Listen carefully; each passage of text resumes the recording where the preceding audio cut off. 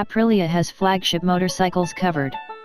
If you want the baddest naked or the fastest superbike, the Italians in Noale have Tuono 1100 and RSV4 offerings that will melt your face and most, if not all, of the competition. But what if you're not ready for 150 or 180 HP? What if you dig the Aprilia brand but want something less raucous and less expensive? Well, measured and reasonable rider, wrap your eyeballs around the new Shiver 900. It's a middleweight naked bike with about 82 HP at the rear wheel, tipping the scales at 500 pounds with the 4-gallon tank full, and carrying a price tag of $9,399. That power-to-weight ratio might not seem as favorable as you were expecting, but bear with me. There's more to this new Shiver than meets the spec sheet, and it starts as soon as you flip the key in the ignition.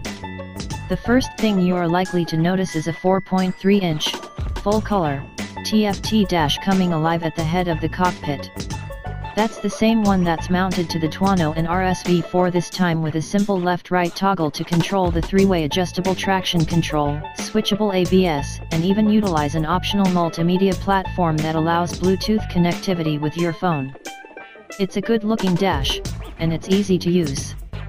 That's worth noting, considering Italian brands have sometimes struggled to make dashes intuitive in the past.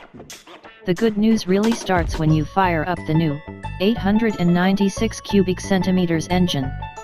It's basically a stroked version of the old Shiver 750 mil. What that means is more bass in the exhaust note and more torque on tap. Two mufflers set under the seat use some, interesting styling, but I have to say I like the smooth oval shape better than the Transformer wannabe cans on the previous Shiver. Caps on the end of each pipe make for a distinct look and a nice rasp when you blip the throttle. On the bad news front, you might notice the Shiver's heft when you pick it up off the side stand.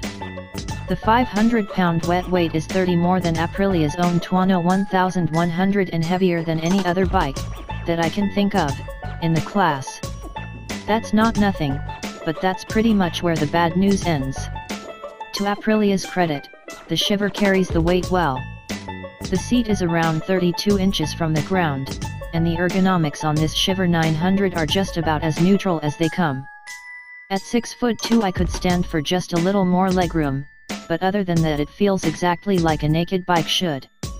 On the road, the Shiver 900 is a treat to ride.